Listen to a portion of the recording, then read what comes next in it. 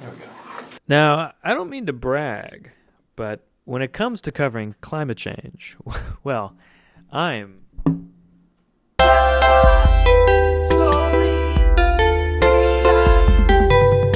not that it's a competition or anything, because if climate change was a competition, well, America would be number one. Every time I come back to do another climate change check-in, there's more and more to talk about, which, when it comes to climate change, isn't really a good thing. When it comes to making content, it's great. The Valley in Arizona has officially recorded its driest monsoon season ever, with the lowest amount of rainfall ever. Putting it over here somewhere. And on the complete polar opposite, JFK Airport in New York recorded the most rainfall it's ever seen at one time. So quite a spectrum of climate incidences in the United States. Now, obviously, these aren't the only climate disasters that have occurred, but I wanted to point these two out in particular based on the public reaction to their occurrence. A lot of people, when they see the amount of rainfall in Arizona, might think to themselves, Arizona's in the desert, duh.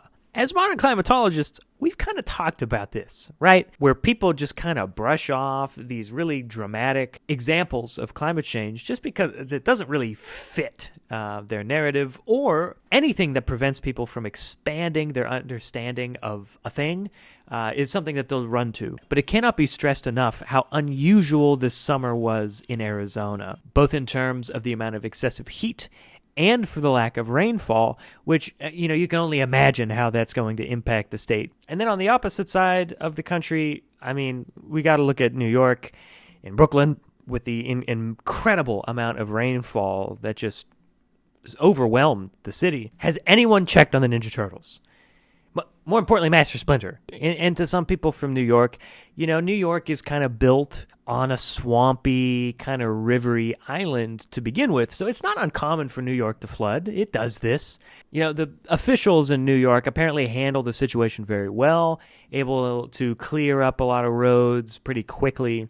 But what's shocking is not that New York is a swamp, not that, New York was able to drain a lot of the water.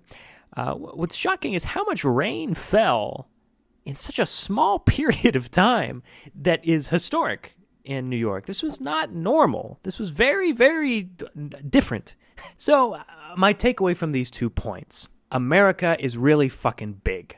If a country like Greece floods, like Greece. Greece flooded. But in the United States, one part can flood, and then 1,400 miles away, another part can be desperate for rainfall. So a major challenge is trying to communicate to American citizens that we experience climate disasters incredibly differently within our borders. But the climate disasters we share and the ones that occur outside of our borders impact each other and are all the same thing. They're human-induced climate emergencies. So yes, it can be true that America's borders are on a climate spectrum, and you're going to have to be able to live and exist with those two facts. And the infrastructure on both ends of our country are not prepared for the increase in occurrence of these disasters. So what are we looking forward to in climate change? Well, nothing really. What's on the horizon for climate change? It's only going to get worse. All right.